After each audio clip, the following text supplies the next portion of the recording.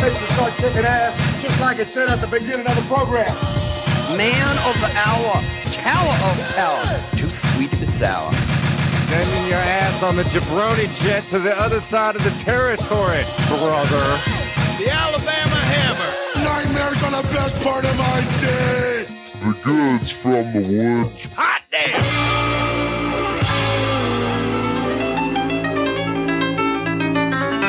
Welcome to the Goods from the Woods. My name is Rivers Langley. I am Pat Riley. This is a good man of the hour, tower of power, too sweet to be sour. And today we are so thrilled and honored to be joined by one of my favorite comics in LA and just one of my favorite smiling faces that I get to see in this crazy comedy world. My friend, Brandie Posey. Yeah, And bygone credit, the host of the Spot Open Mic.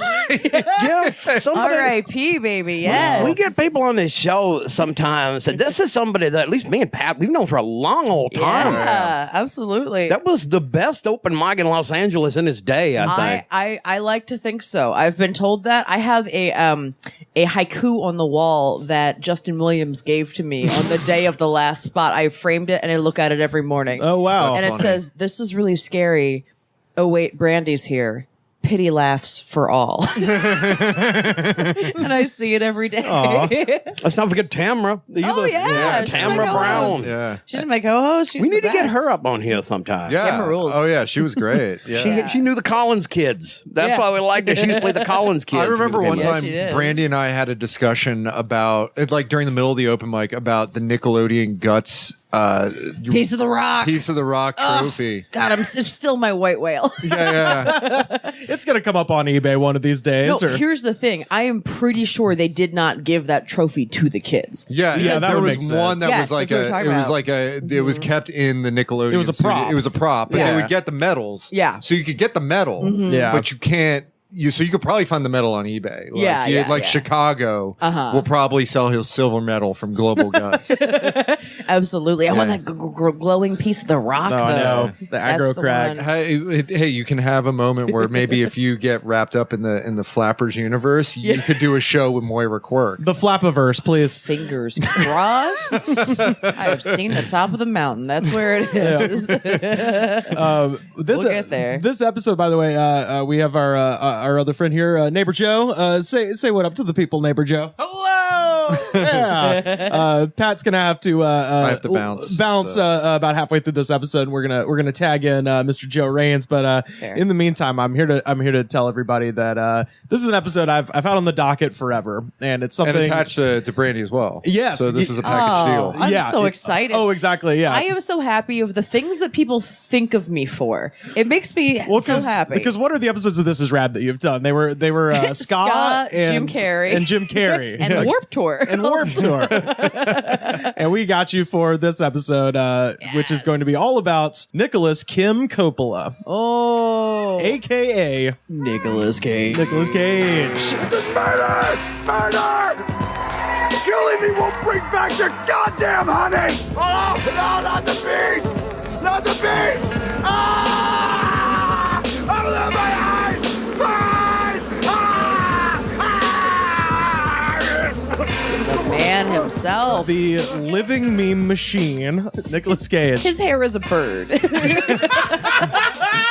of my favorite It really Nick Cage is. memes of all time. If you make any sudden movements, it will fly away. And I'd like to actually open this up as a discussion point. Yes. Like, when do you think that Nicolas Cage as an actor sort of turned into a living meme? Like, because he was obviously for years and years a well-respected actor, but then Yeah. there are flashes Yes. in almost every one of his movies where There's a you moment. where you see the coming insanity, Yeah. whether it's him making weird noises in like Peggy Sue Got Married, or like I was gonna call that one out. Yeah, he's amazing at that. there's every one of them has some moment where you're just like, you see it, but right now he is unchained, just full force all the time. Weird. Do you think we would have memes without Nicolas Cage? Which came first? Do you think he is responsible for the rise yes, of we the art would, form? because Okay. you may remember Chewbacca ate my balls and things like that. That's fine. And Which Mr. predate- T ate my balls. Yeah, That's the fine. entire ate my balls Yeah, series. and then All Mr. right. T versus. I think Yeah. Mr. T was the first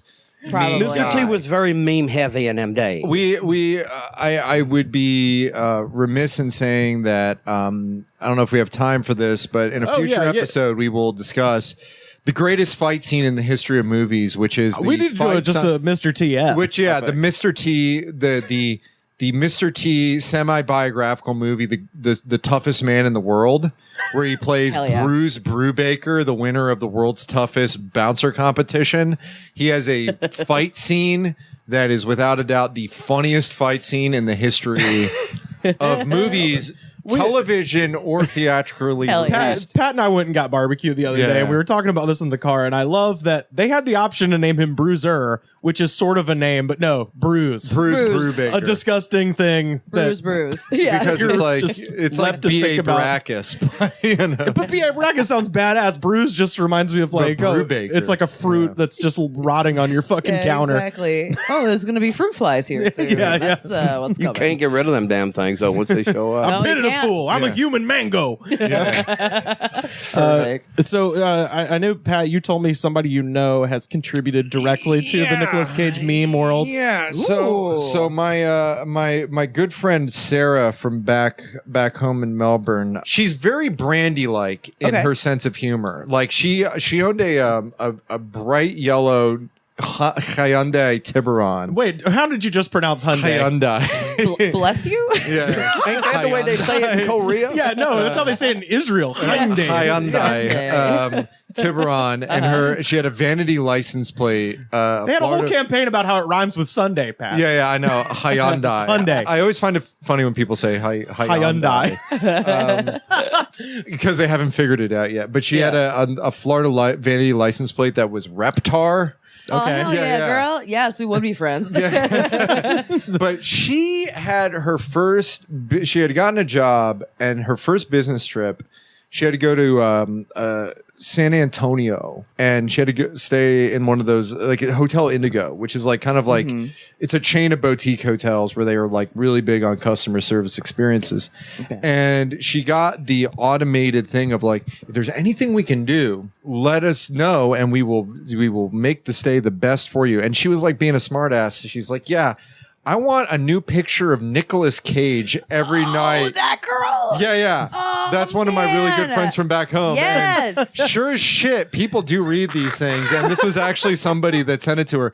And every day she got a new photo, 8x10 of Nicolas Cage on her pillow. Oh, she's like, yeah, I want a new Nicolas Cage. That's 8x10. service. Yeah, absolutely. And it was from a different movie every time. So there was like a Con Air one. There was a Leaving Las Vegas one. There was a National Treasure one. Yeah. But yeah, no, it was. Wait, one more time the name of the hotel chain, because that is not a Best Western move. Hotel Indigo. Yes. And it's Sarah Kovacs Griswash. We'll find that article and put it on our Twitter. Yeah, and it was all over the place. It was like that rules. Yeah, because she was like part of that like Something Awful forums. Like, okay. Yeah, she was very much in that world, and it was like very much of. Like she was just like, yeah, I'm gonna do something smart, and like they delivered, and they called her bluff. But yeah, she was part of that. And I remember reading the article. It was in like one of the like the Independent or the Daily Mail or something. I was reading down. And it was just like, yeah, Atlanta resident Sarah Kovacs Griswash, and I'm like. There's only one. There's only one with that name. I was like, Sarah? She's like a low-key Highlander. There's only one person with that name out there, and she has lots of Nick Cage pictures. Yeah, and she ended up with 6 Nick Cage pictures. Oh, that rules. If she's a real Highlander, too, she's going to collect a whole lot of them before the quickening or whatever they call it. Exactly. So the way I figure we'll structure this episode, because basically I started doing research a couple days ago for this episode, and I found no obvious chronological way to really tell this story. So I have Nicolas Cage's just things broken up into chunks, chunks such as animals, real estate. So you've structured this in chunks. Yeah. Which is how he plans his performances also. Superman. And purchases. China. There's a lot of them. So the way I figure we'll do this. I'll say for the first, and then I'll bounce. Okay, for the first chunk. Well, so what we'll do is I figure a good way to approach this, because obviously we're talking about a well-respected actor with, by the way, I printed off his filmography. Bless. Very few TV appearances. He came out out swinging with the damn movies, and he's made himself scarce. You know, TV is a small screen. It cannot hold a big man. can't hold. But he's a Coppola, so he That's movies. because he's a Coppola, he doesn't have to mess with doing like cameo appearances on Bosom Buddies. Right. It's surprising that still hasn't happened because he does owe a lot of money for buying lots of islands. We're gonna get into. It looks like we his made first two credits are Nicolas Coppola, so like he's not exactly beating the sidewalk here. His, Right. show up like my uncle. He's like the guy. Yeah. Well, and Actually, I think this probably explains everything right from the get-go. His uncle- probably. Yeah, his uncle is Francis Ford Coppola. He changed his name to Nicolas Cage because he was a fan of the comic series Luke Cage. Yes. And, Really, I thought Johnny Cage was his favorite character on Mortal Kombat. No, I think they took it from him. I'm pretty sure. Yeah. He's a huge comic book fan. The way I figure we'll structure this, we'll go around, and I want everybody just to like briefly tell me what's your favorite Nick Cage movie. We'll find this as a way to like celebrate the catalog. And after you're done telling me what your favorite Nick Cage movie is, I'm gonna hit you with a chunk of weird shit about the man. Okay. All right. So since Pat's got to bounce, let's start with Pat. Pat, do you have a favorite film? Okay, I'll this isn't necessarily the best one, and this isn't necessarily the funniest one, but this is what I always associate him with, is because I've seen this movie at so many like. This was a movie that was always playing when I was in high school at sleepovers or bus trips. Like this was always big on like bus televisions or van televisions when you would go and do like, have to do like a field trip or something like that. Gone in 60 Seconds. Oh, Okay, let's run.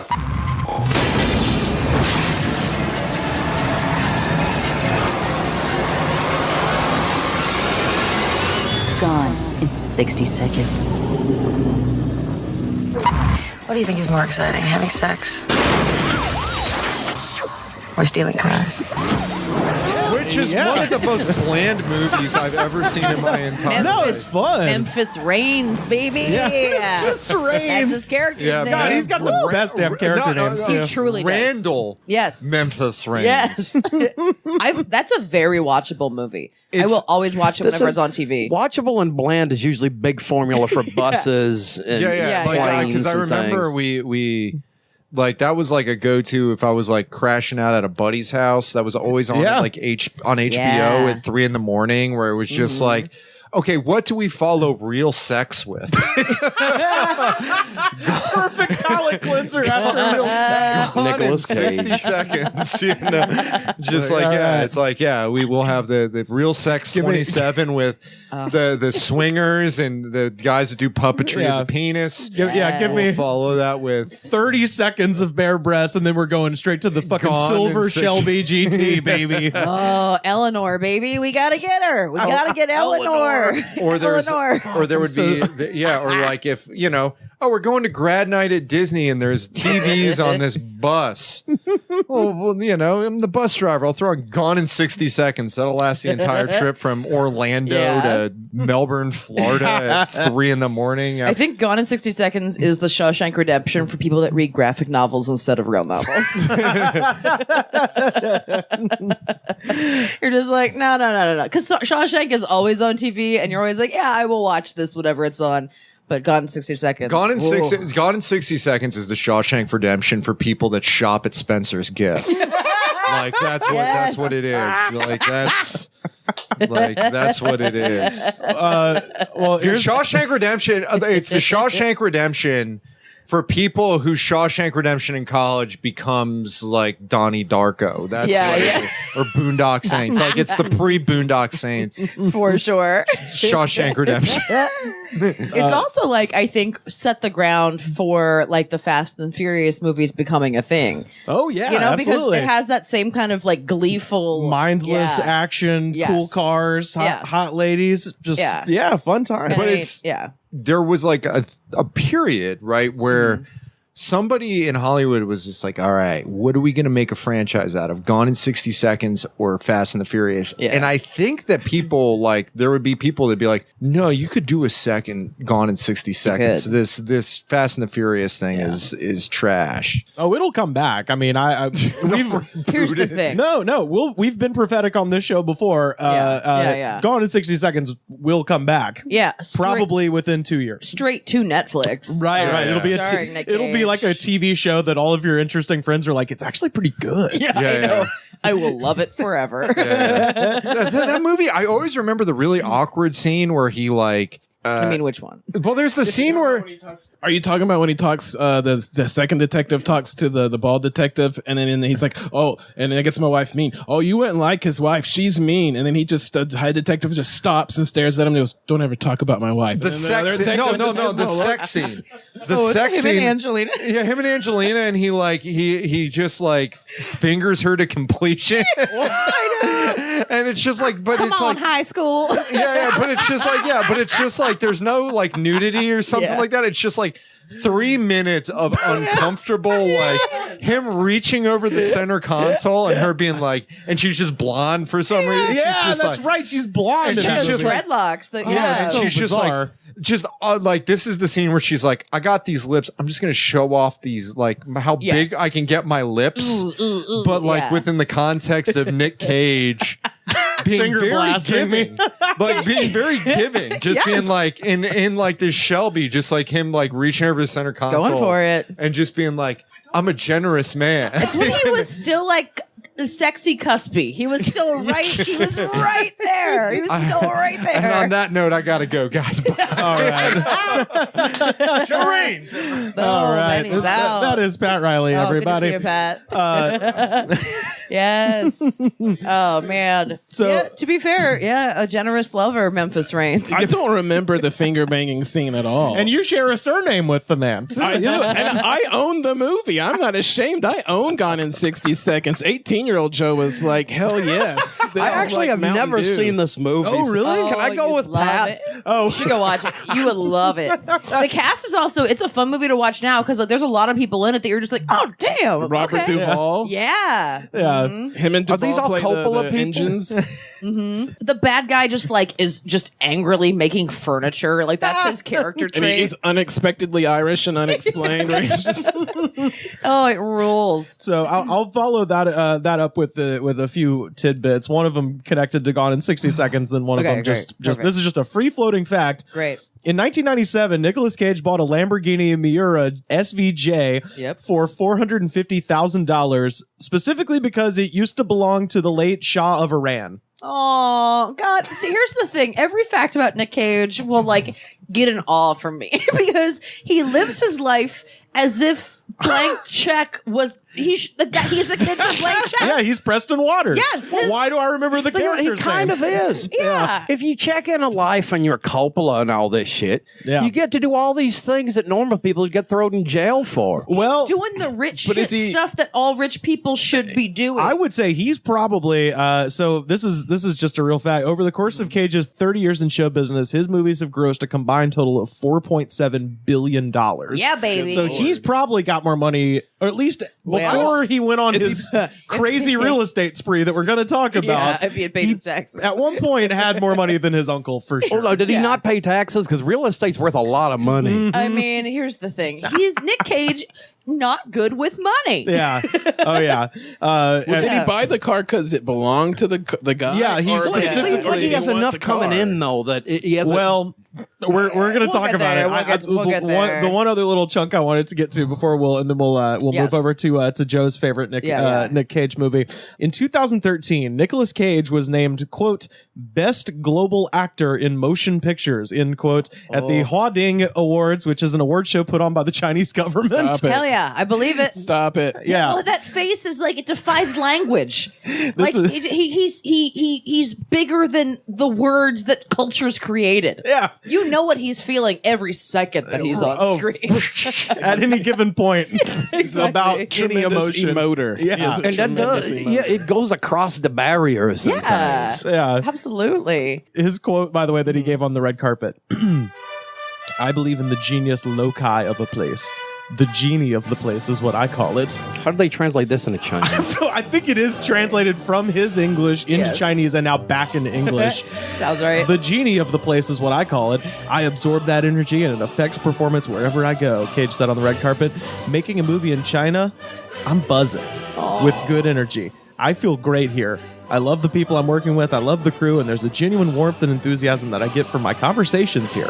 Oh, that rules. Which, again, it seriously does sound like somebody translated it from English to Chinese and then back to English. He's an ambassador of goodwill. Yeah. Oh, for sure. Have you guys seen his pachinko commercials? No. He does pachinko? What? He's got a series of 5 pachinko commercials.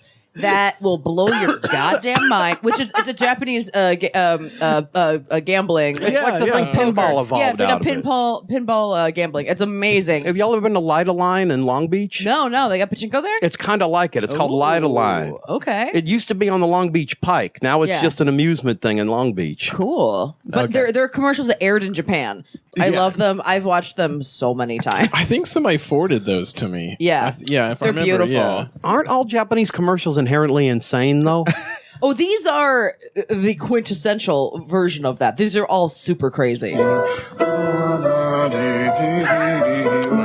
hi.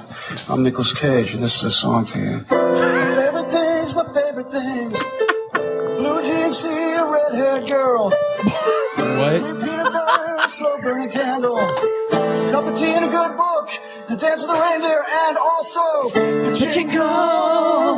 Yeah, pachinko was so cute. I hope he wrote that himself. Otherwise, there's no excuse to repeat it. Is the sound always like that? Wow, that's Yes. incredible. They're like, honestly, it's a series of 5. Watch all 5 of them. They're Good fucking Lord. Wow, beautiful. we'll put those on our Twitter. Yes. We're at the Goods Pod. My lord. Yeah.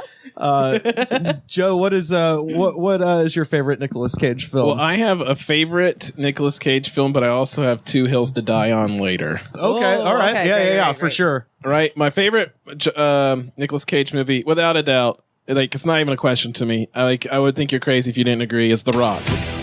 You sure you're ready for this? I'll do my best. Your best. Losers always whine about their best. Winners go home and fuck the prom queen. Carla was the prom queen. Really?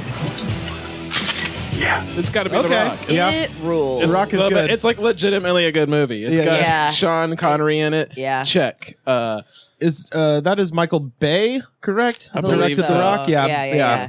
I went on a tour of Alcatraz only because of The Rock. And I would only ask questions about The Rock.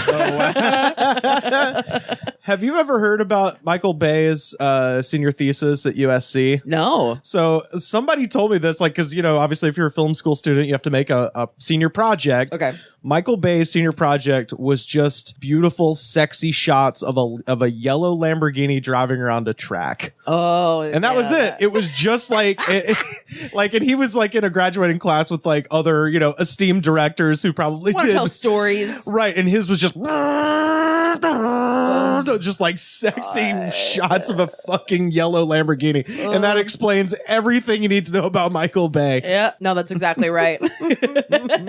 But yeah, that's a great one, man. Yeah, of The course. Rock rules. Yeah, you get to watch people's skin like boil off. Yeah, that's Yes, right. Ed Harris. He has to stab himself in the heart with Dr. a needle. Stanley Goodspeed. Good speed, yeah. How's that for a name? That his name? That's his name. Yeah, he's a scientist. And not only is Sounds he a like a scientist, drug dealer in a but he's an Charles engaged Dickens novel. scientist to like the hottest woman that's ever lived. Yeah. Right. And he's like a scientist for the government because that's how that works. Right, Yep, right. Yeah.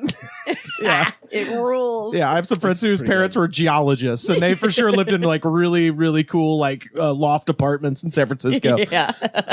Maybe they became geologists because of this movie. Yeah, that's true. Hopefully, Ed Harris is great. Yeah, I was gonna say that's Yeah. probably the number one thing to recommend The Rock. Anytime Ed Harris is your bad guy, print money. Yeah. money. And then, One of the best bad guys all in the the game. all the evil villains in it are like the stock evil villains for all even remotely militaristic movies in the Yes. 90s. Oh, Like yeah. all of Oh, them, yeah. they're always anytime like you have like bad military dudes, those guys are all of it. Yeah, it's Yeah. all the generals from Independence Day. Yeah. It's just Right, like right. they're all in it. You're like, oh shit, okay, cool. That one dude, like, I don't know his name, but he was a general for like a decade in every movie, Right. and he did not age at all until he died.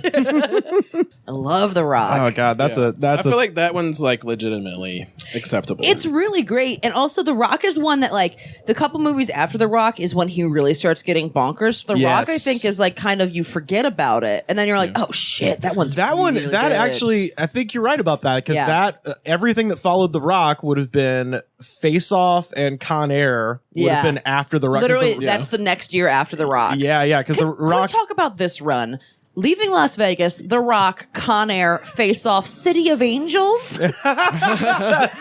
Leaving Las Vegas, he wins an Oscar for. Yes. Right? Yeah, he won. Nicolas Cage won a Best Actor for Leaving Las Vegas. Yeah. And then, which is a huge bummer of a movie. Oh man, that's one of my hills. I believe so. Yeah. Leaving Las Vegas is one of my hills. I will die for this. Like that is the worst, most horrific movie that has ever been made. Like it is so brutal. Beyond the pale. Like there.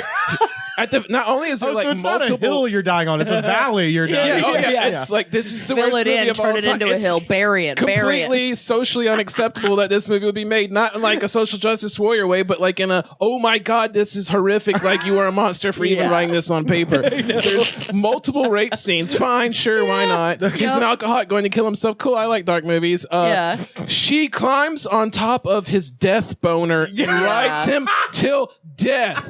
Till death. Yeah. Isn't that a spoiler? That's ever. It's not a Spoiler spoiler. alert. I'm saving people. I'm saving them. Spoiler alert! She climbs on his death boner and rides him to completion. Not orgasm, his life completion. Yeah.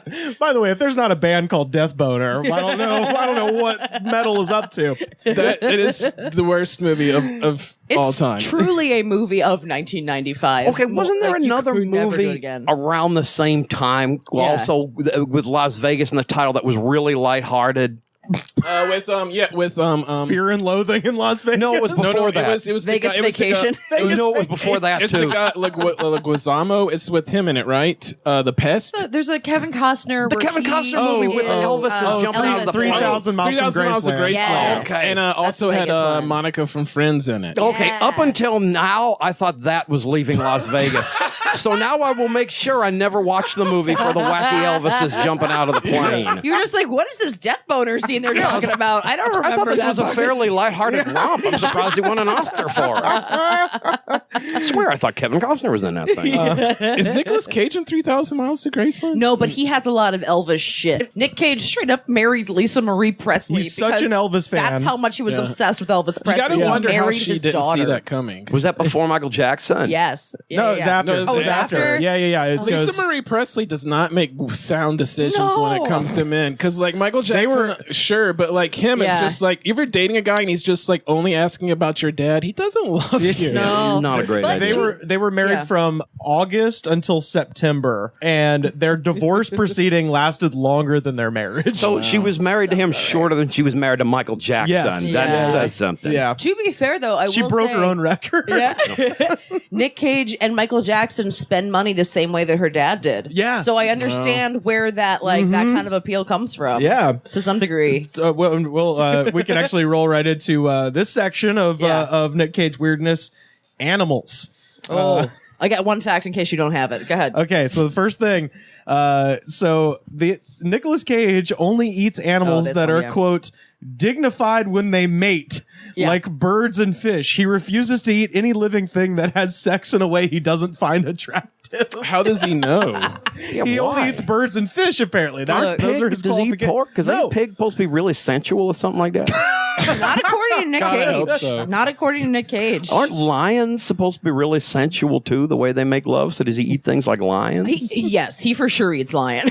I wouldn't be surprised. I wouldn't put it past him after everything else I heard. No, absolutely not. See, I feel like this can't be real, or if it is real, this is from the fucking. This is from the Guardian. This is. How do you know he's not just saying that? So I we can feel get one of like, those Phil he- Spector type reputations. I mean, I don't. I don't know if he's that self-aware. I think he just floats through the world and just like lives a very rarefied air. His quote is, quote, I have a fascination with fish, birds, whales, sentient life, insects, reptiles.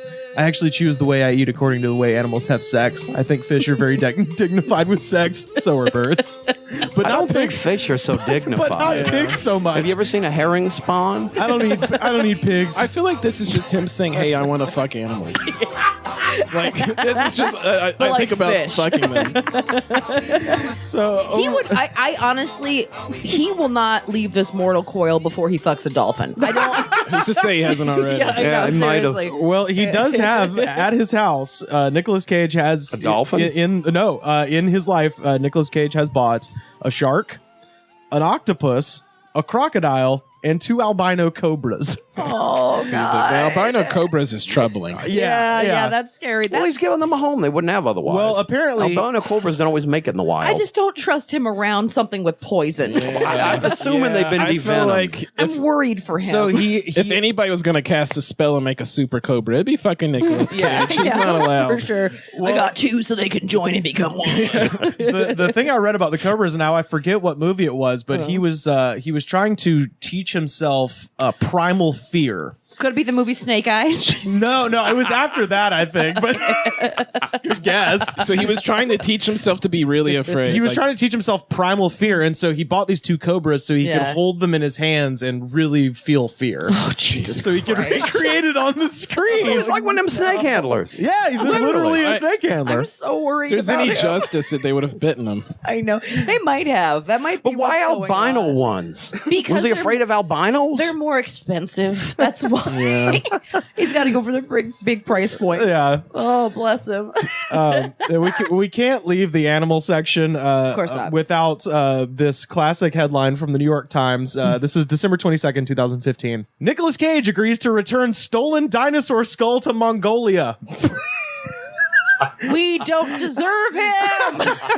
8 years ago, the skull of a Tyrannosaurus was the star artifact in a natural history themed luxury auction in Manhattan. It sold for $276,000 to an anonymous buyer. As it turns out, the anonymous buyer is Nicolas Cage. It always is. And the skull had been stolen from the Gobi Desert. Oh no, hold on. Did he steal it himself? No, he No, bought it. He bought a stolen Oh, skull. well, that wasn't his fault. No, but I it's thought he just smuggled it out when he was Oh, in China. That would have been really cool. Truly, If it you're sounds buying, like he if you're would. buying dinosaur skulls in the middle of a desert, it's illegal. It's for sure illegal. But he didn't buy it in the desert. He bought it at the bought it at Manhattan an auction. Yeah. Where it was After he had to probably- return it, though, like this is post-returning. Like I want to punch him in the face so hard right now. This is all of this is frustrating. By the way, this is just fucking perfect. Since 2012, the offices of Preet Bharara, the United States Attorney in Manhattan, has worked to return stolen artifacts from Mongolia. Many stolen remains have been traced to a Florida man named Eric Prokopi, who in 2012 was arrested and charged with smuggling illegal goods and possessing stolen property. And last year, he was sentenced to 3 months in prison. The Tyrannosaurus skull Mr. Cage bought from I.M. Chait, who is also a seller in Florida. So, of course, this is Florida's man. fault. Oh yeah. I mean, Nick Cage. I'm surprised there aren't more. I'm surprised he doesn't live in Florida. He should be the mayor of Florida. He has houses Truly. everywhere else but Florida. Yeah, seemingly. exactly. Maybe he's not allowed in Florida. Like they're just hold on. Like we've got our own thing going, and you've got your whole thing going. We don't need to mix our things. Maybe he only lives in states where people have sex in a dignified way. For sure, not Florida. Just Vermont. Yeah, exactly. just for months. Exactly. I remember I Want to go down the road a spell? What was I when I first seen Nick Cage? I don't know. I do declare. I remember I went on a cruise with like my family years ago, and when we docked in the Caribbean, our water taxi over to the island said, they just offhandedly were like, oh, that's one of Nick Cage's houses over there. And I just was like, tell me more, everything about it. And I harassed that local so hard for the rest of the trip. He was like, I don't know, I've never seen him. And I was like, I don't care.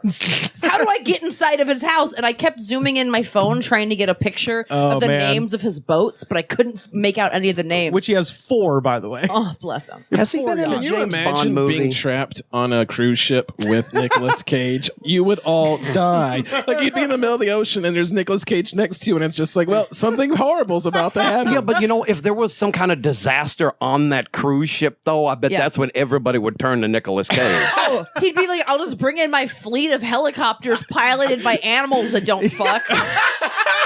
They'll get us out of here. It'll be great. Army of dignified fucking animals will save us. Exactly. I got a question, though. It's a bunch of pandas in tuxedos. Oh, God. Yeah, it's a bunch of virgin pandas. Yeah, well, it's like, oh, well, we reached an evolutionary dead end and we don't have the energy to fuck. So we're just here to drive Nick Cage around. It's just cobras with like no tails, just like two-headed cobra snakes with top hats. I want his Dr. Dolittle. That's what I want. Oh, That's shit. the movie I want to see. Has he played him yet? Because he's played everybody else. Surprisingly not. Has he played a James Bond villain? That's what I want to know. No, but No. Because God, apparently he's the perfect. closest thing in real life there is to one. Yeah. Exactly. With Actually- his private islands and armies of animals and things like that. Yeah. He owns really his a own private tomb. album? Yeah. Yes. Has he done anything in space? Is there a space chunk? No, but there is a real estate chunk actually because I can it was the Yes. private island you were looking that was Bahamas, right? Yes, the Bahamas. Okay, so during the 2000s, Nicolas Cage purchased tens of millions of dollars worth of homes from California to Europe to the Bahamas. Almost all of them are now owned by the banks. Yep. Between 2007 and 2009, a groovy time to get into real estate. Financial mismanagement, tax debt, and a crashing housing market cost him nearly every home and almost his entire fortune. Oh, no. In 2006, In all life, some rain must fall. In 2006, Nicolas Cage bought an island in the Bahamas for $3 million, which is in addition to his other home that was in the Bahamas on another island. That's the one that I saw. Okay, yeah, because he bought a deserted island, and I don't think ever No, it wouldn't built have been that anything one. on it. Yeah. It wouldn't have been that one. It was the one that had a house on it and his boats that I literally just desperately I don't even remember the beach. I just remember his fucking house and me just trying to be like, why aren't the cameras good enough to zoom in? I just want to know what he named his boats. That's all I wanted to know. I read it was some gossip rag, so I don't know if Yeah. it's true or not, but apparently Johnny Depp bought Nicolas Cage's island from him to like kind of help bail him out. And now I'm wondering that now Johnny Depp's kind of underwater. Like, who's bought it now? Like, it's maybe the cursed island, you know? This is Johnny Depp broke now? Yeah, He's man. not doing well. No, What, the Lone Ranger wasn't that big a flop. Well, no, but I mean, if you're wondering why he's making Pirates of the Caribbean 5, 6, 7, 8, 9, it's because he's got an alimony to pay. Yeah. Oh, I didn't even think about the alimony. He's got a lot of castles and shit too, though. That's true, yeah. Yeah. What do you think a Johnny Depp island would look like? I bet it would just be covered in scarves. I think so, for sure. Scarves and eyeliner, just everywhere. I've seen him before. We saw him at Cantor's Deli one night. So, it was Halloween night. Me and Ben Bazuna and Andrew Are you sure it was Lopez. him and not like really convincing Jack Sparrow? There's a lot of Jack Sparrows in Hollywood. It's an industry in and of itself. I have a friend that's a blacksmith, and let me start a sentence that way. We live an interesting life. Every Thanksgiving, the morning of Thanksgiving, he has a touch football game between all of his friends that dress up as Vikings for certain events, and an entire team of Jack Sparrows. Every Thanksgiving at like 10 a.m. Do they sell tickets to this? I want to see this. Yeah, Go out to this is a Hollywood. tradition. You see them all the time. It happens. Hollywood Boulevard, yes. Yeah, the guys out there dressed like they have the bad Darth Vader suit and the SpongeBob. bad Barney suit. and there's always a Jack Sparrow. My favorite is like when they're like either on the tail end on it or they just began because like usually it's like pajamas or sweatpants and it's just like I hope he's starting and not ending because they're both sad but one's really sad. Yeah, for sure. So Nicolas Cage also has an $8.5 million house in Las Vegas, or had. He purchased. But he's leaving Las Vegas now. Yeah, he's leaving. He purchased not one but two castles, one for $10 million and one for $2.3 million in Germany and England, respectively. It's kind of like Monopoly in real life. Yeah.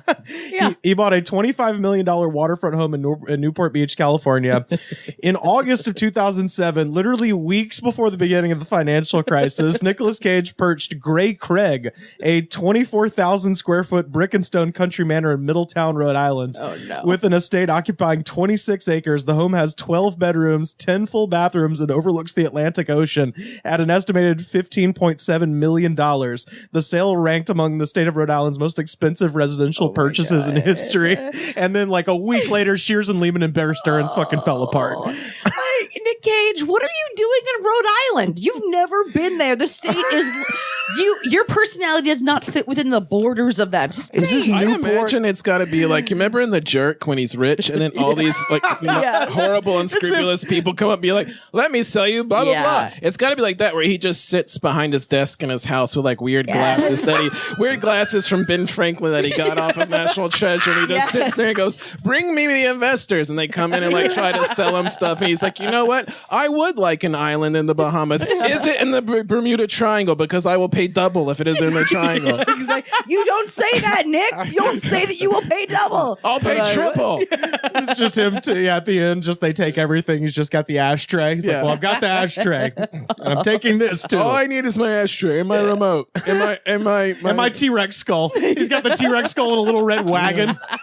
I probably, if you look up a picture of the guy that sold the stuff in Florida, it's probably Nick Cage with like a fake goatee and like a hat. Oh, for sure. Absolutely.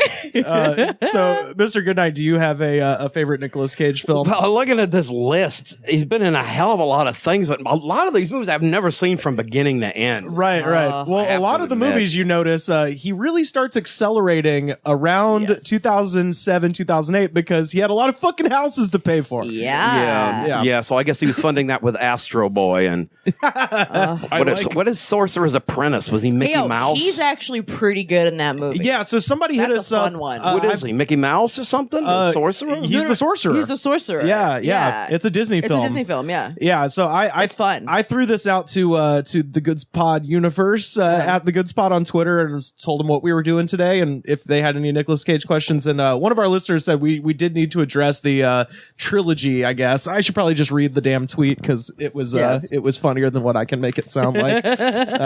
This is from Jakob is Data. We'll retweet this. Here's hoping you cover the holy trilogy of Nick Cage that is my headcanon. Season of the Witch, Sorcerer's Apprentice, and Drive Angry. Man fights evil in the Crusades, turns into a wizard, dies, and then comes back from hell to drive through the rural South. Yes. So this person has sort of put these three films together. I love that. Yeah. So I've seen Drive Angry and I've seen Season of the Witch. I've never actually seen The Sorcerer's Apprentice, but that's probably Sorcerer's Apprentice the best is of the three. Very fun. It's a very, very fun movie. Yeah. He's very good in it. He brings the right amount of like ridiculous / like he's such a fucking. Well, you'd have a beard, right? Yeah. He's got a beard. Yeah. I forget who the villain is in that movie, but he's like he's perfect for like a Disney like mysterious figure to teach a young kid. Yeah, I could see that. It's very Page Mastery is what the movie kind of feels like. It's got that kind of vibe to it. Or who was it played Cruella de Vil? Oh, Glenn Close. Glenn Close. And that was the only good thing in that movie. Yeah. She was amazing in that movie. He rules on Sorcerer's Apprentice. Yeah, he's I'll have really to check great. that out. Yeah, that sounds interesting. The one thing I by the way, real quick, I remember about Season of the Witch, Ron fucking Perlman. Yeah. Ron Perlman, whose head looks like a mountain sheep. Like he has the weirdest just looking fucking head of anybody. They're both weirdly going in and out of English accents the whole time, and they can't ever get on the same page with it. So sometimes Nick Cage is English, and then sometimes he's from California, and then sometimes Ron Perlman's really going for it, and then other times he's just Hellboy again. Like it's fucking no consistency. Yeah. Speaking of witches, did we the real estate we didn't cover is there's a house in New Orleans. Oh yeah, yeah. I have a New Orleans section. We'll get to it then. Yeah, we'll get to it then. that's what's coming next. Of course. Okay, are you looking for a movie from? I would probably have to say Fast Times at Ridgemont High. That's his first credit. I don't think you should count that though, because he's only in one scene. He's but that's the tiny role. But that's probably the movie on this list that I've seen the whole thing of. Yeah. So that's I may have count that. Yeah, totally. Because all right, main thing I know about Nicolas Cage, right? I got a friend. His name's Josh Rosenberg. He famously said, or at least famously to me, said if Nicolas Cage has an Oscar. If Nicolas Cage's Oscar was made out of chocolate and he had to take a bite out of it for every crap movie that he's been in since, there would be no Oscar left. Yeah, no. Well, but like I said, man. Did he ever play Superman? Oh, I've got a Superman. But did he play him? Because I'm more out of the loop on this, as you can see. I know he was Ghost Rider in this. Oh, yeah. What other superheroes? Nobody's brought up Crap, what's that Coen Brothers movie? Oh yeah. I'm Raising gonna. Arizona. It says here the Yeah. Wicker Man. I didn't know they remade that. Oh my god! Well, that's a famous. That's one of the most memed You wanna things talk about. memes, yeah. about I've not Nicolas seen all the Cage. memes with that. I'm more of an old school eat my balls kind of meme guy. So- The bees, the bees. Not the bees. Yeah. And then he drop kicks a nun dressed as a bear. He kicks a little girl. There's a lot of kicking in There's this a lot movie. of beating of he beats up a bunch. I think the movie, because I've never seen The Wicker Man. All I've seen is just all the clips. Here's the thing: do not watch The Wicker Man. Yeah, just watch the clips. from Yeah. The Wicker Because the Man. Wicker Man, the original Wicker Man was a good movie, like Edward Woodward and like Yeah, Christopher Lee and lots of nudity and stuff. Yes. Not like people getting kicked in bear suits and funny This things. one's madness. It's truly insane. Yeah. I love it very, very much.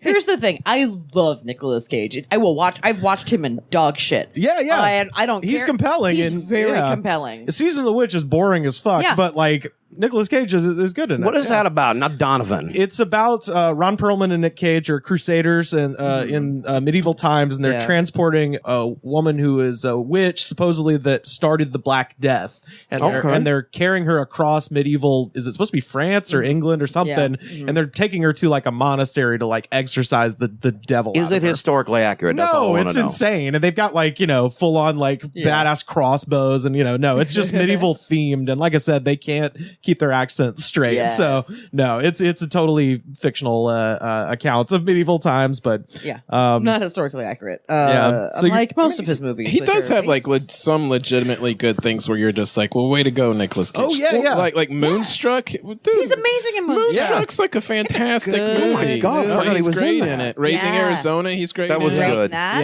yeah. Yeah, he rules, man. He's a great actor. Like even in like Ghost Rider sucks. He Yeah. makes Ghost Rider very watchable. Oh yeah. Oh, Yeah. he's got a whole his female co-lead is good in that too. Yeah, I forget her name. Eva Mendes Yeah. Yeah. No, it's not even Mendes. It's different, right? in I think it's Eva Mendes. Oh, maybe in the you're right. Anyway, so you're saying Fast Times. Yeah. I'm gonna say so you made a reference to it. So Nicolas Cage is famously obsessed with Superman. Well, it was rumored in the 90s, I think, right, that he was supposed to play more it. than rumored. It's true. So just real quick, in 1997, Nicolas Cage paid $150,000 for a copy of Action Comics #1, which is the first appearance of Superman. In 2000, his copy was stolen, and it was then recovered in 2011 in a San Fernando Valley storage unit. He got it back because this was in the middle of when he had to pay all that damn real estate, and immediately flipped it for $2.1 million at an online auction. Hell yeah, Nick. Yeah. Good That for paid him. off. Yeah. He had his second son with his third wife on October 3rd, 2005, and he named his son Kal-El. Kal-El Cage. Oh yeah. Wait. He can we- sent his son into space. Yes, Kal-El. Also, his older son's name is Weston, and Weston is like a death metal singer. And they write a comic book together Yes. called Voodoo Voodoo Boy or something. Voodoo Boy, yeah, something like that. And it's based off of a little boy that died in Katrina. Oh, good lord. Jesus. Yeah. His this was his quote regarding why he named his son that. My wife wanted a unique name, and originally I thought of the name Kyland. Shut up, Nick. God damn it. I love you, but shut up. And then she said, and this is how you know they were at the time at least perfectly kindred spirits. And then she said, no, something more unusual, but more beautiful. Then I remembered the old Superman comics, and Kal-El was his name on Krypton. So I wanted a name that stood for something good, was unique, and American, and that's all three. And I just thought, what a beautiful name. And it had kind of a magical ring to it. If he liked Superman, he could have called him Clark. Yeah, Clark Yeah, is that a would like not get you beat up at perfect school. name. Yeah. So this is what most people, when you click on a Nicolas Cage episode of a podcast, this is what everybody's waiting to hear about. In 1997, Nicolas Cage was paid $20 million to star in a film called Superman Lives. Yeah.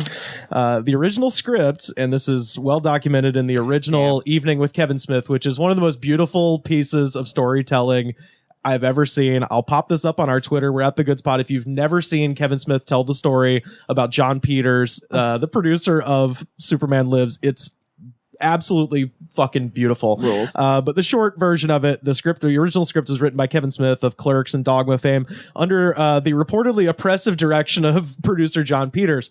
Peters famously told Smith that Superman couldn't fly in the movie, couldn't wear, quote, the stupid blue suit. Oh, fuck off. And had to, at some point, battle a gigantic spider. Wasn't this guy obsessed with spiders, and that's why there's a mechanized spider at the end of Wild Wild West? Peters would go on to produce Wild Wild West in 1999, in which Will Smith and Kevin Kline battle a gigantic spider. They hired Tim Burton as the director, and Kevin. Can you imagine? Yeah. Oh God! I want to believe in alternative timelines because I want this movie to have been made. This got shockingly close. This doing this research. This got literally weeks out. It was strongly rumored. I remember back in the day. Get this. So they hired Tim Burton, and basically Kevin Smith was like, "Wait, you're hiring Tim Burton?" and raised the smallest bit of a stink, and they fired him. Yeah. Which has led to like a weird public feud for years between Tim Burton and Kevin Smith, which I think is hilarious. Nothing is more 90s than that director beef. Yeah.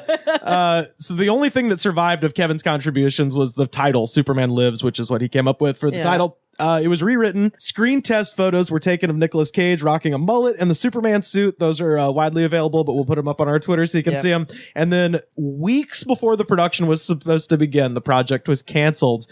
But Nicolas Cage was still paid $20 million. Good. He didn't. That's like half an island. He came. No, the island was only 3, so that's technically that's this money all goes into a vortex though. Eventually. I know. Yeah, he went to buy a bunch of Cobras and Lamborghinis and shit. And let's not pretend he's not doing like a 8-ball of cocaine every day.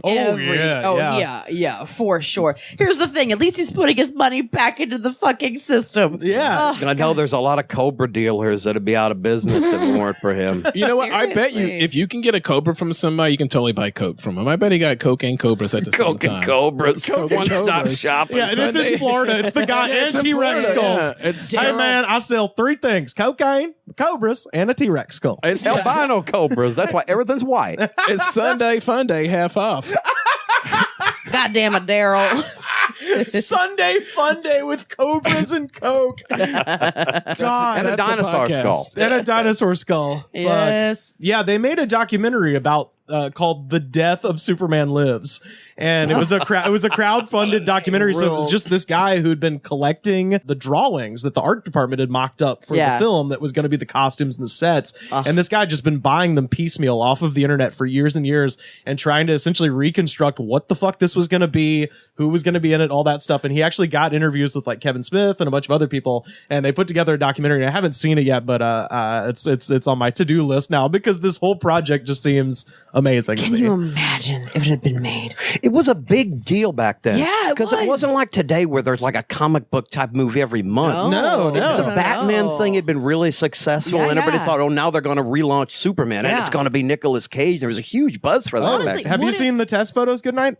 I don't think so. These are real pictures. Why the mullet though? Well, because Superman had a mullet. Kind of had a mullet back then. Remember when he died and came back to life? Look, that's a real photo. That's Nicolas Cage in the weird uniform they designed for Superman. So it looks like a woman's swimming costume. Yeah, it does. So that's not a good look. It looks like the goddamn Mona Lisa. He looks very alien. I hope he grew his hair out for this. Like, I hope he like. He did. He was very serious about. He wanted this so bad. Here's the thing: he's just been spending money trying to pull himself out of the heartbreak of losing this movie. Well, yeah. I mean, if you're going to be Superman, then you get the carpet just pulled under your feet like that at the last minute. That's disappointing. Also, would have been the only interesting Superman I think that's ever been made. This is a little postscript to this. So this is very recent, March 4th, 2018. Nicolas Cage is finally getting to play Superman. The Oscar-winning actor will voice the Man of Steel in the upcoming Teen Titans Go to the Movies.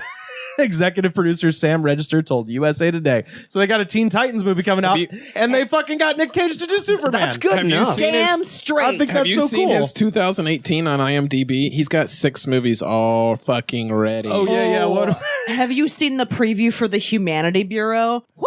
I'm going to now. What is the Humanity Bureau? It is the cheapest looking movie that I've ever seen. In the grand tradition of him having awesome character names, he's playing Noah Cross, spelled with a K. Yes. Yes. No account. So, Brandie, do you have a? I know it's going to be hard to choose. This is so hard. Okay, so like. And you can have more than one. I've got several to address myself. I mean, but- it's very difficult. Okay, this isn't my favorite, but I want to give 2 quick shout outs. Yeah. Number 1, Mom and Dad, that just came out with Selma Blair. Oh. It fucking rules. I have not seen that It was one. only in indie theaters. It should have been in bigger places. It's the 2 of them, and so it takes place in a world where parents all over the world get a virus that infects them and makes them want to murder their children. So it's Nick Cage and Selma Blair trying to kill their fucking kids. And it's also them just being like, I fucking had a Mustang in the 80s and you ruined my goddamn life. And Nick Cage is singing, you put your right foot in, you put your right foot out, while he's breaking a pool table with a sledgehammer. Your motherfucking mother should open the door. Motherfuckers! You're going to open this motherfucking door! It's Cage Unleashed in it's Wow. it's fucking beautiful. I have to see it when it this. comes out. It rules. Oh, It that should have sounds been so good. It's so much fun.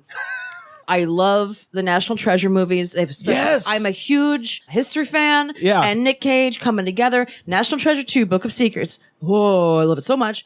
My very first New Year's Eve that I spent with my boyfriend, we went to Mount Vernon because they had a National Treasure 2 Book of Secrets tour that you could What? take, that we took. And the docent was the angriest old woman I've ever met in my entire life, because she was like, I talk about George Washington's home. Right, I'm a historian. And you came to take the Nick Cage tour? Oh, Fuck you guys. they're not going to like that. It was so goddamn funny. That's amazing. We got to go into the basement of the She house. studied this for Yes. years. We had to go to the basement of the house, which no other tour got to do, but because they shot part of Book of Secrets underneath the house, she was like, well, no other tour comes down here except for you guys. And there was a door that I guess during shooting Nick Cage opened, and it hadn't been opened in like 200 years. Of course. And all of these fucking snakes that had been like breeding in the fucking darkness. Were there albino cobras in there? Exactly. Like shooting got shut down for a day because these fucking like nocturnal snakes took over George Washington's house. And Only had to be could happen to tracked down. Nicolas Cage. Fucking beautiful. Nicolas Cage is really allowed to pull some boners and just always has a That's parachute. the craziest thing I've ever heard. The tour ends in front of there was a temporary tomb where George Washington was placed originally when he passed away, and then while they built the mausoleum that he was placed originally, and we ended in front of the temporary tomb, and the docent goes, so this is where George Washington was originally buried, and there's an amazing story of his war horse holding on to life just long enough to carry his body to his final resting place. But that's on another tour. Any So questions? She was I don't trying to think like so. whet your appetite to do another tour. Lord. I just slow clapped. She didn't even ask for tips. She just fucking walked away. She's like, fuck all of you. people Wow, she was pissed. forever. It was truly one of the most beautiful passive aggressive things I've ever been witness to. So the National Treasure movies, I love them. They have a special place in my heart. I would like to talk about adaptation. I meant to ask you, I need a cool way to kill people. Don't worry for my script. Come on, man, please. You're the genius. Here you go. The killer's a literature professor. He cuts off little chunks from his victims' bodies until they die. He calls himself the deconstructionist. That's kind of good. See, I was kidding, Donald. Oh, okay. Sorry. You got me. Do you mind if I use it, though? That is my favorite. Fuck yeah, yeah. It's my favorite Nick Cage movie. Oh my god, yeah. That's one you always forget about. But God, Yes. what a brilliant movie. Truly should have gotten another Oscar for Yeah, that. it's for one of those sure. three Yeah. watchers where you're like, what the fuck did I watch? What the fuck did I Yes. watch? I think I like this. But he plays 2 parts, and he plays the 2 brothers, and he's so good and vulnerable and weird looking, and like I love when a director knows how to use him the right way and let him go and reel him in. Yeah. And he's so good in that movie. Unleash the Cage. Yes, I feel like exactly. that's like if the you will. perfect way to Yes. describe like how you would use Nick Cage, because he's Yeah. like acid or something where like in the Yes. proper hands it's a good time, but if you just let that shit go crazy, it's insanity. Yeah, exactly. You'll end up on fucking Venice Beach. You don't want that shit. in a drum circle with some guy named Rick. Yeah, exactly. No, I love adaptation. It's so good. And like I think he has like so many more good parts in him, because he like That was like during a nice run for him too. It was. I forget when that was in the middle of, but he did a bunch of really, really great fucking stuff at the same time. I think might have been even nominated for an Oscar for that movie.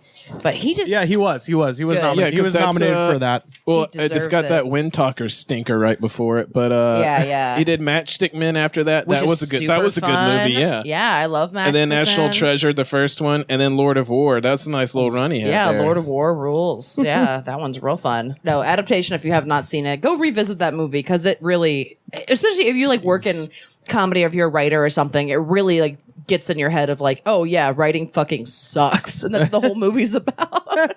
And like that cast is insane. It's like him and like Meryl Streep. And like I barely remember Meryl Streep in that movie. And that speaks to like the depth that Nick Cage acts. Does she cry? Probably. He's worked with some big. It's a Charlie Kaufman script too. It's great. Yeah. It's been Charlie Kaufman's heyday. Yeah, but I love me some adaptation. Yeah. Ugh, I love him so much. God, that is a good era. The one that came on Netflix. Yeah. Recently, for some reason, Netflix is just adding all of the the kind of classics from the fucking 90s. Yeah. I watched on the plane back from Alabama Face Off, Face Off rules. which is John Woo. Oh yeah. And it's the most Yeah, John yeah. Woo thing that ever wooed. Yes. Like it is. What's your favorite part of Face Off? Obviously, the part where he's making all the Pastor Troy. First of all, is or Castor Castor, Troy, not Castor, Pastor. Castor. Pastor's the rapper. Castor Troy. Castor Troy. Yep. Making all the goofy fucking faces. Yeah. Yeah. The plot of the film is so patently ridiculous that you have to just take your hat off. Are you saying it's not respect it. believable that they would remove the skin off someone's face and have no repercussions whatsoever? I want It's- to take his face off. It's so I love that crazy. the voices don't change though. Like nobody addresses the fact like No, they changed their vocal No, they have cords. a Changed vocal their cord cords. thing because at one point yeah, that's John right, Travolta starts punching his own throat, trying to get it to go back to John Travolta from Nick Cage, Yeah. and he can't do it, and it starts like shorting out a little bit, but he can't because he can't get out of the jail. my favorite part is where they say face off no less than 10 times in 1 Over minute. and over, and they over say it. and over, and Yeah. it's like, oh, I forgot, it's face off. Cool, thanks guys. So, once we kidnap Super Cop, then what? I'd like to take his face off. You want to take his face? Yes. His face. Oh. The eyes, nose, skin. It's coming off. The face. The one that I was going to bring up, and this will lead right into my New Orleans section. Shack. This one, and I love Face Off. Con Air, I literally watched this morning. Con Air is the one that I have seen the most. I was trying to. I would have said Con Air, but like I feels like the obvious choice. Yeah. Like Con Air is a movie to watch with like a group of people. Right. It's got that like movie theater, like fuck yeah, this is fun. It's got its highs and lows. Also, weird thing about Con Air that I found on the trivia section of IMDb, which is basically the Bible. They said that Nicolas Cage, in order to prepare for the film, lived in Alabama for a few months to try to perfect his Alabama accent as Cameron Poe, which it should be noted is widely regarded as maybe the worst Southern accent ever committed to film. It's very bad. With the notable line of "Put the bunny in the box," where it is wild. But the one that I was going to bring up, and this one caught me off guard in so many ways. The director's weird, the movie is weird, and it's beautiful. And that is Bad Lieutenant, Port of Call, New Orleans. Shoot him again. What? Fool. His soul's still dancing.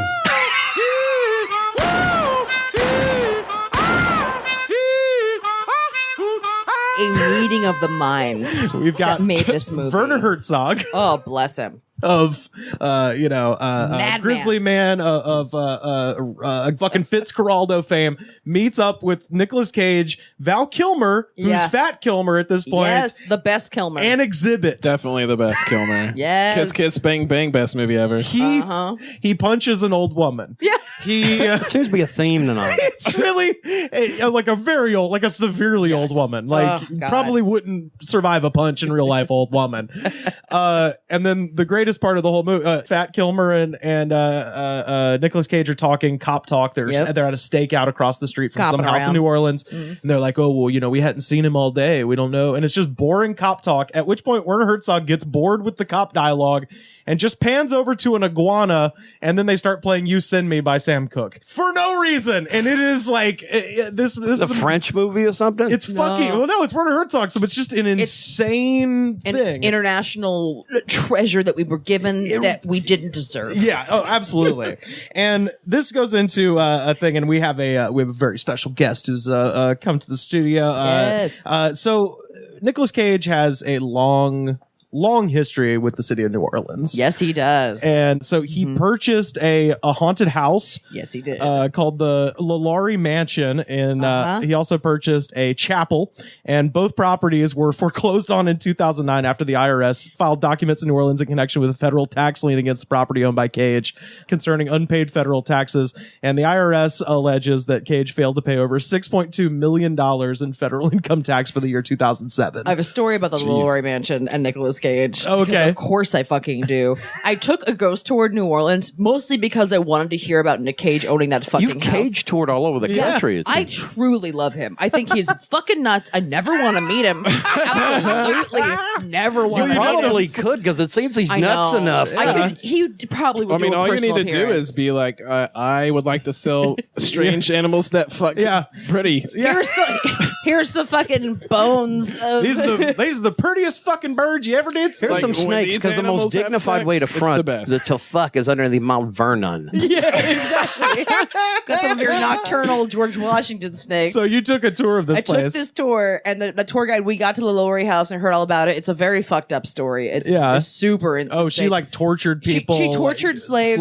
and she had they were super fucked up, and the only reason she got caught is because one of the slaves that was like chained up in the kitchen said, "Fuck this," and she set the kitchen on fire. She's like, "I would rather die burning to death than have that bitch upstairs do some shit to me," because you would hear the screams throughout the whole house. And she's like a proto H.H. Holmes or something. She's horrifying. Yeah. So Nick Cage did not know the story of the house. He just bought the most haunted house in America, He just bought the reportedly. I most thought you were haunted going to horse. say he knew it and was like, yes. Ain't those usually covered under disclosures? They should be. Yeah, But seriously, I thought if a place was supposed to be haunted or if a murder had gone in a house, you had to cover it under real estate I disclosure. feel like Louisiana's probably a little more lax than that. Yeah. So Nick Cage was sitting out Everything on in like the Louisiana's balcony. haunted. Yeah, but you would think that the selling point would probably be that in New Orleans. You would the think history. so, but Nick Cage. I think Yeah, that's just the yeah. answer. So apparently on Halloween, the first year that he owned it, he'd been owning the house for about a month, and he was sitting out on like the balcony drinking margaritas with his family. And he saw ghost tours going past his house and talking about his house all night, and he's wearing a giant fucking Mardi Gras mask. Which Yes. Yeah, we'll get there too.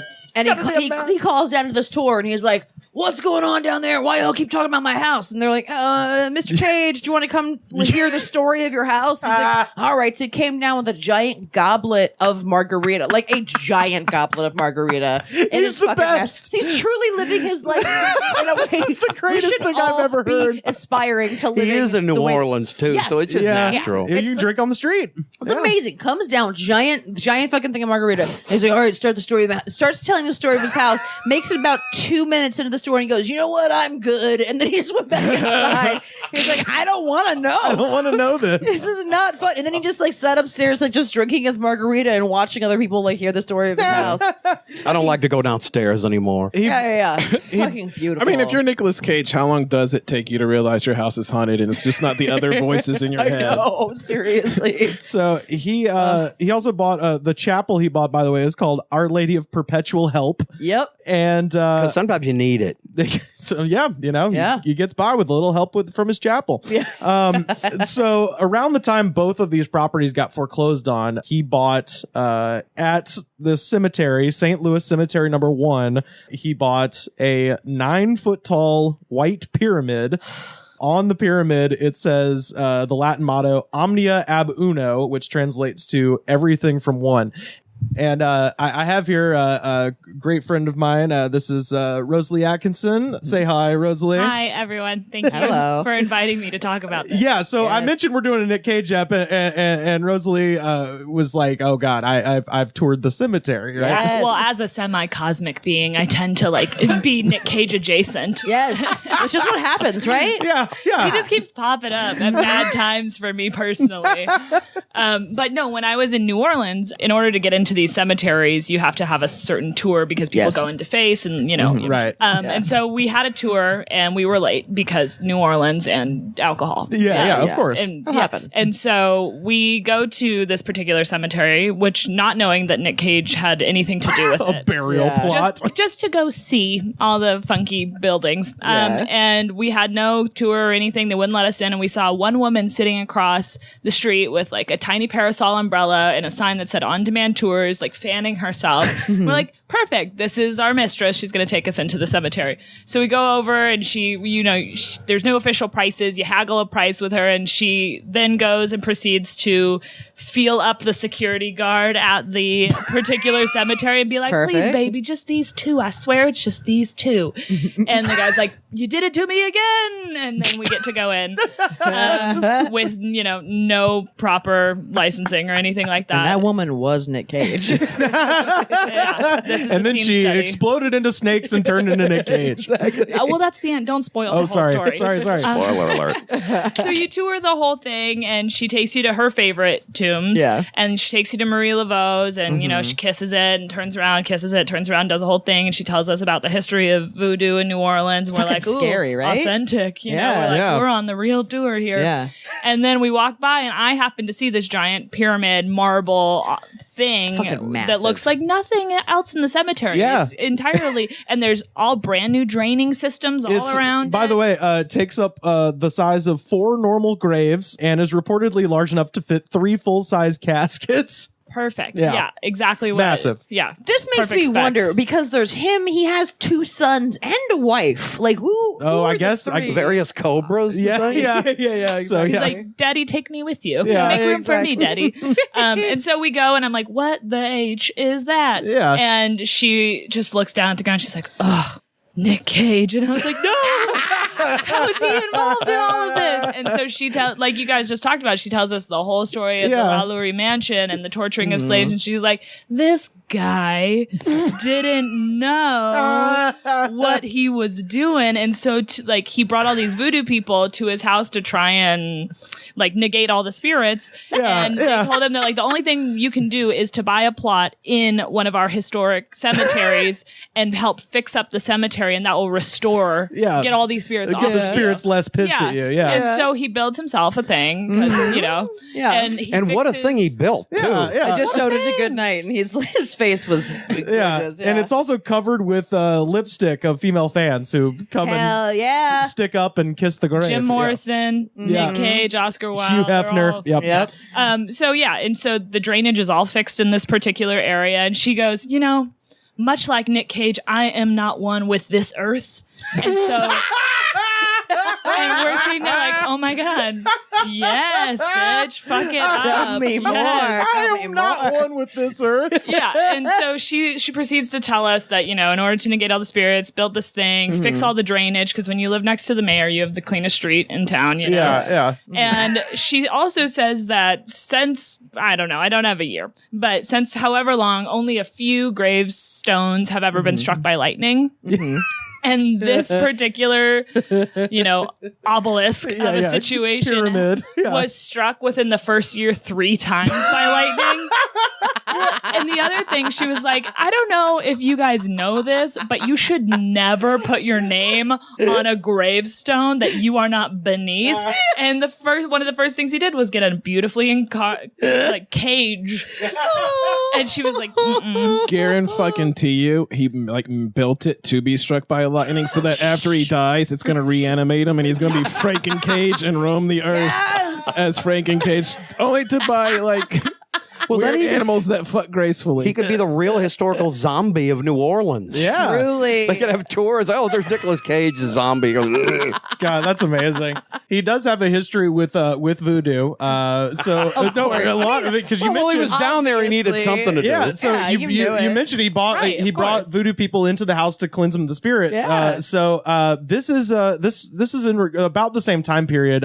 So this is from Empire Online during the filming of Ghost Rider: Spirit of Vengeance, and this is a quote. It occurred to me because I was doing a character as far out as our reference point as the Spirit of Vengeance. I could use these techniques. I would paint my face black and white with makeup to look like this Afro-Caribbean icon called Baron Samedi. He is a spirit of death, but he also loves children, so he's a conflict in forces. Of course. And I would put black contact lenses in my eyes so that you could see no white and no pupil, and I would look more like a skull or a white shark on a tack. Dressed in his voodoo mask, Cage would walk around on set and, quote, wouldn't say a word to anybody. Cage's quote continues, on my costume, my leather jacket, I would sew in ancient, thousands of years old Egyptian relics and gather bits of tourmaline and onyx and would stuff them in my pockets and gather these energies together and shock my imagination into believing that I was augmented in some way by them or in contact with ancient ghosts.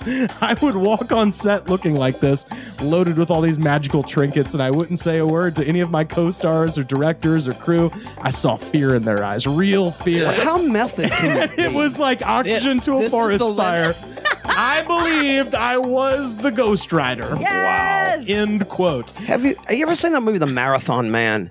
Yeah. There's a scene where Dustin Hoffman's been awake for like 24 hours, and he stayed up all night, I guess, before they did the scene, so he was a wreck. Yeah. And there was an old fella that's in the movie. Damn, I'm going to blank on his name now. One of those Shakespearean guys. He said, why don't you just try acting, Dusty? And he got really pissed. Just try acting to be like Ghost Rider. How method do you have to be? Well, according to those who have visited one of Nicolas Cage's many homes, he also has a collection of shrunken heads. Of course he does. I mean, fucking course he does. There's like, you know what, Nicolas Cage, you're a fucking weirdo. You don't get to be involved with voodoo or Egyptian shit or even go into space. Like, he should have a fucking like bell around his neck so we can keep him away from things that might be scary one day. You don't get to be in charge of voodoo. You don't get to like get in.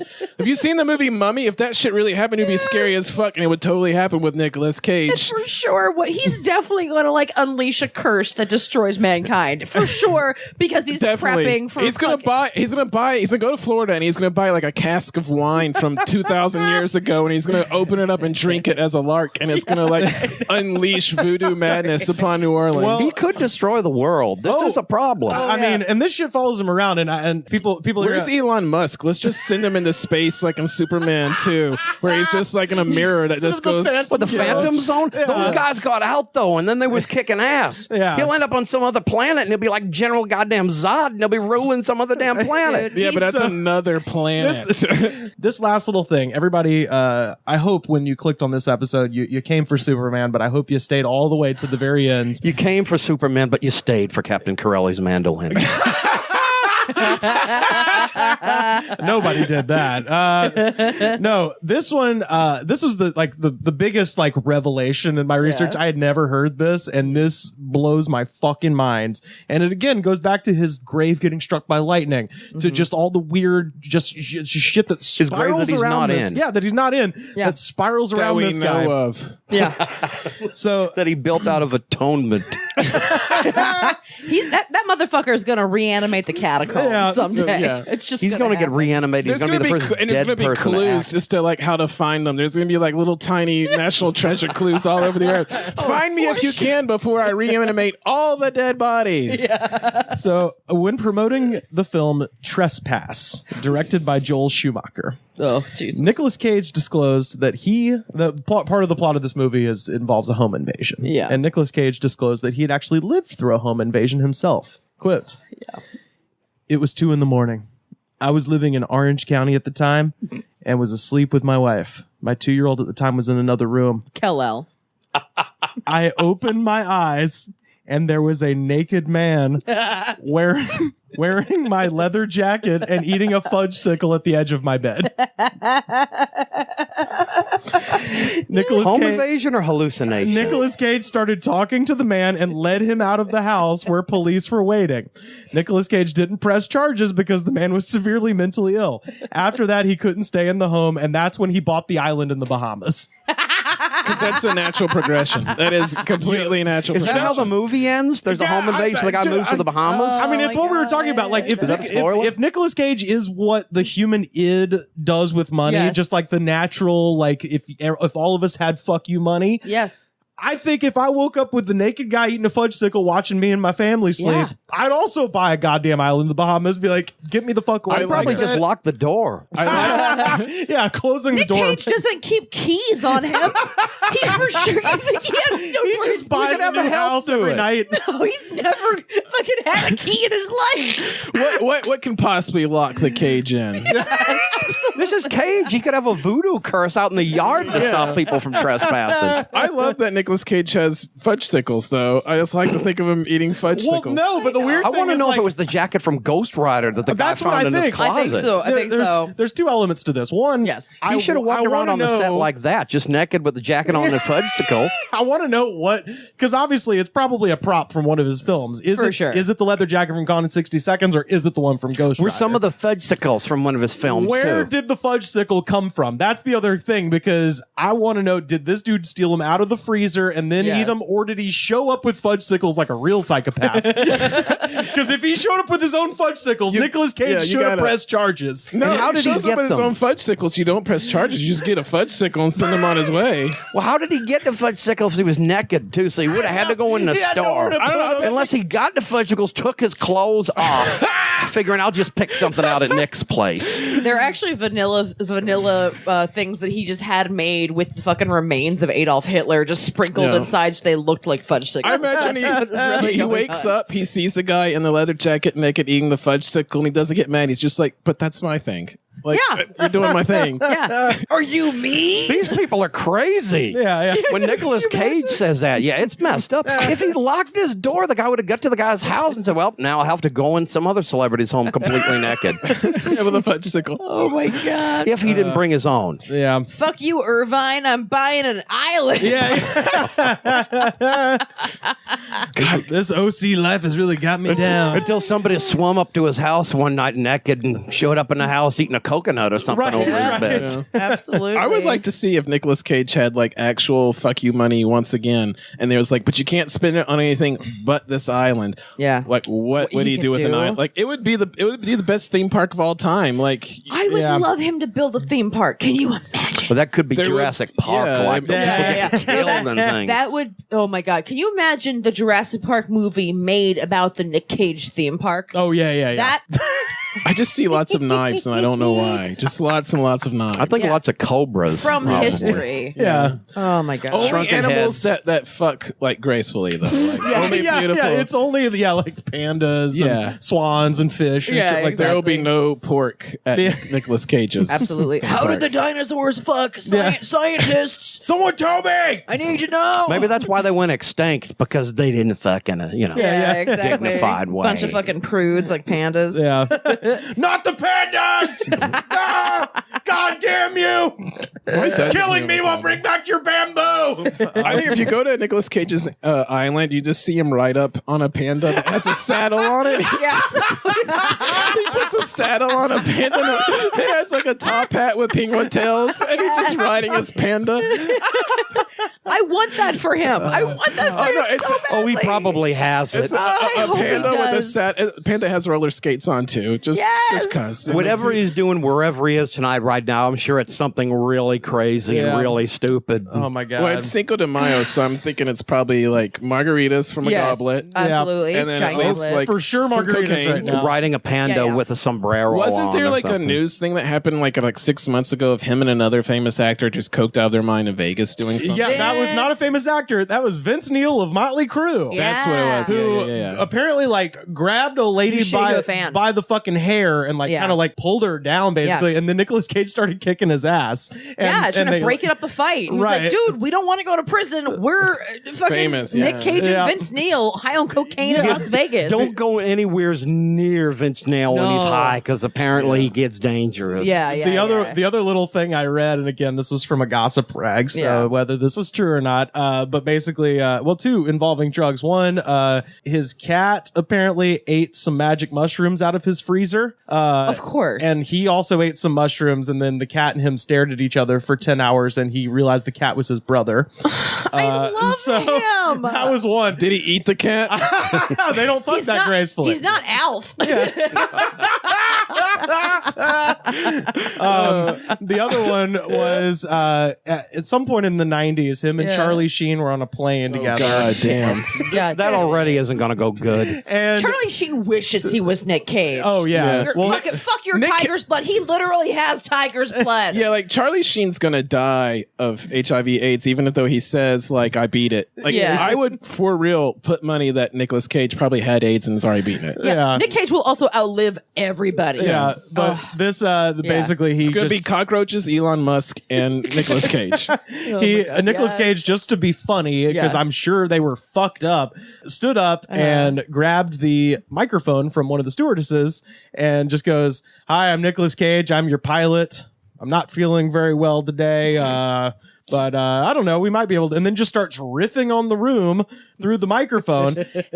Unbeknownst to him, Charlie Sheen has an 8-ball of cocaine taped to his ankle. Oh no. And they land and immediately are met by the entire LAPD with guns drawn because he's interrupted, he's violated a million FAA regulations and has to, first of all, get Charlie Sheen the fuck out of there because he has a felony amount of drugs on him, but then also has to sweet talk his way out of being arrested for interrupting a flight. Did he get arrested? No, he sweet talked his way out of it because it was pre 9/11. Did Nick Cage predict 9/11? Yeah. I put it to you, the listener. Yeah. Was he behind 9/11? He's nothing if not patriotic. Absolutely. Yo, yeah, truly. He would have tried to stop it by finding clues. Yeah. And then like come up just short. And he would land. He would have landed the plane on the Vegas Strip. Yeah. He would, yes, And he would killed have. John Malkovich. Well, then where was he on 9/11? Yeah, John Malkovich as Muhammad Atta. Yeah, exactly. Cyrus the Virus. Where was Cage on 9/11? He was like fucking in the Himalayas with the last remaining members Kicking of Mark Stalin's. Wahlberg's Yes. ass. Him and Steve Buscemi were doing coke in a Nepalese village. Doing cocaine off of Stalin's fucking corpse's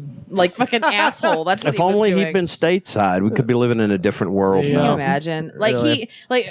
Steve Buscemi, like actually, is a firefighter that like went back and helped out the 9/11 firefighters to like clear out stuff. And Right. Nick Cage was like, I will also do that, but he tried to use his mind to lift rubble instead. Yeah. He's like, I was the sorcerer. Oh my god. This is obviously I actually believed your story like way too long. That's how fucking No, crazy. I still believe it. The Buscemi thing is real. Yeah. No, yeah. the Buscemi- Nicolas Cage staring at the fire. I was like, oh no, of course he did. And I was like, no, she's joking, Joe. And I was like, I mean, are you sure? But I might not be. That's the beauty of the way that he lives I his would have life. thought he would have brought his Superman suit and said, "Show me the rubble." Oh man. Well, this is obviously something we could talk about for fucking ever. But I'm so happy. We'll get it in part 2 when he's reanimated by lightning. Yeah, absolutely. I love him so much. I'm so happy you could be here, Brandie. Brandie, tell everybody where they can find you on the internet, please. Nick, if you're listening, I live in Eagle Rock. Come hang out with me. Let's eat fudgesicles. Yeah, and it'll be amazing. I'll keep fudgesicles in my freezer. Talk about just the for you. cosmos. I love you. Just buy a planet. I'll come live on it. I don't give a shit. God damn. You can find me on Twitter and Instagram at Brandazzle. And then my website is brandieposey.com, BRANDIEPOSEY. I tour a couple months out of the year. so you yes, can go find see me. Brandie on the road. Yeah. It's one of the funniest comics I know. Thank you so much. And you got a record out too, right? I do. It's called Opinion Cave. It's very fun. You can find it on Spotify, Instagram, iTunes, wherever you listen to albums. I also sell physical copies on my website. And I have a podcast called Lady to Lady. That is myself, Barbara Gray, and Tess Barker. Amazing It's podcast. Super, super fun.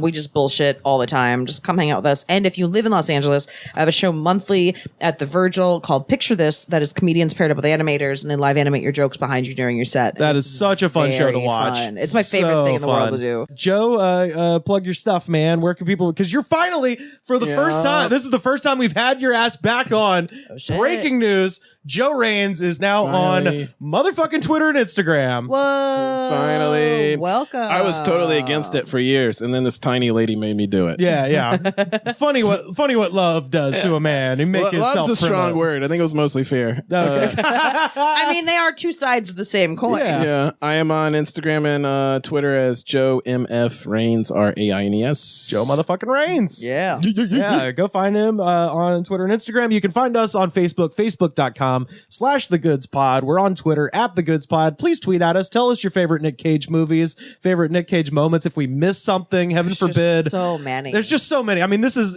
we could have done this shit forever. Yeah. So obviously we miss things, but if you've got something you're real passionate about in the Cageverse, tweet at us and let us know. Big shout out to Richard Eden up there in the Klondike doing the hard work at thegoodspod.com.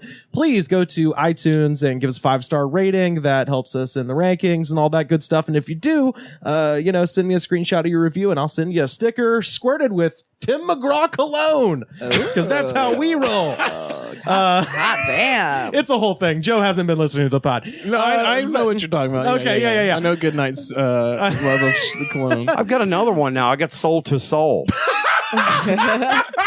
All of that shows the attitude of gratitude. And if you don't have the attitude of gratitude, fuck you. Song of the week this week. This is the Pine Hill Haints off of their album Smoke. The song is called The Girl from Shiloh. And we'll see you next week.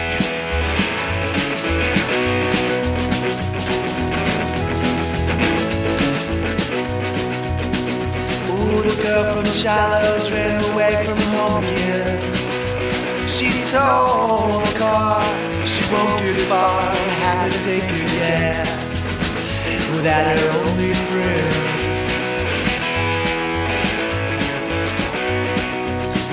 They say I'm crazy with the things that I do. Work 70 hours a week just to give it all to you. They don't look crazy like I do. Well, crazy is what I let you say to me, and crazy is what I let you do to me. Crazy are the hours of misery, I let it all go down.